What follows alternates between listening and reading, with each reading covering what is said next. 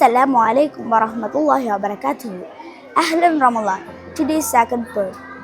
عن أبي هريرة رضي الله عنه أن النبي صلى الله عليه وسلم قال إذا دخل شهر رمضان فتحت أبواب الجنة وأغلقت أبواب النار ورفضت الشياطين.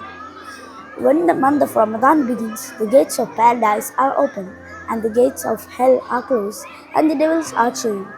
റമദാൻ മാസം അനുഗ്രഹങ്ങളുടെ മാസമാണ്. ഈ മാസത്തിൽ സ്വർഗത്തിൻ്റെ വാതിലുകൾ തുറക്കപ്പെടുകയും നരകത്തിൻ്റെ വാതിലുകൾ അടക്കപ്പെടുകയും ചെയ്യുന്നു. പിശാചുകളെ ബന്ധനത്തിലാക്കുകയും ചെയ്യുന്നു. അതുകൊണ്ട് തിന്മ ചെയ്യാനുള്ള പ്രവൃത്തി കുറയുന്നു. ഈ ഹദീസിലൂടെ നമ്മൾ റമദാൻ മാസത്തിൻ്റെ പ്രാധാന്യം നമ്മൾ മനസ്സിലാക്കുന്നു. ഈ മാസം കൂടുതൽ ആരാധനകളിലും നല്ല കാര്യങ്ങൾ ശ്രദ്ധിച്ച് അള്ളാഹുവിൻ്റെ പ്രീതി നേടാൻ ശ്രമിക്കുക. അസ്സലാമു അലൈക്കും വറഹ്മത്തുള്ളാഹി വബറകാതുഹു.